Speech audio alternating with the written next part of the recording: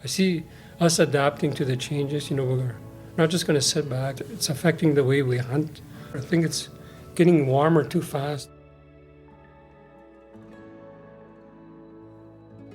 I'm Amanda DiBattista. I am the project coordinator for the Laurier Centre for Sustainable Food Systems. I am also the co-producer of Handpicked, Stories from the Field, and I co-produce the research podcast with Lane Young.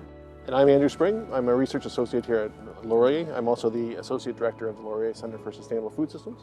And I got the opportunity to work with Amanda and Lane to put together a podcast with our partners up in the Kakisa First Nations in Kakisa, Northwest Territories. The approach that we've taken with Handpicked is really a conversation, and that is really intentional.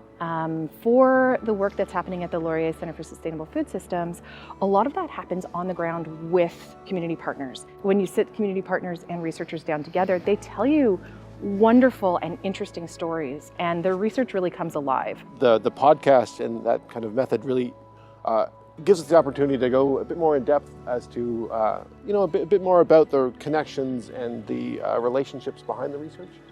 You don't get those in these other kind of publications. So our experience with Chief Lloyd Chico and Melaine Simba in Kakisa, it really reflected more of the connection and the friendship that kind of has happened as part of the research. We've created this really amazing system where we learn from each other, and I think it's a really good example of how research should be done in the North. The work started really in 2014 when we were asked by the community to help them with a climate change adaptation plan. And so what grew out of that was really, four themes. And one was learning how to grow food. The other one was waste management. We've been setting up recycling and composting programs in the community ever since. It was about intergenerational knowledge exchange, so getting youth and elders together on the land. And it was about research and monitoring and giving the community better capacity to be stewards of their own land. We're learning a lot because we have such a great relationship, and we're able to do lots of kind of thinking outside of the box and just try new things.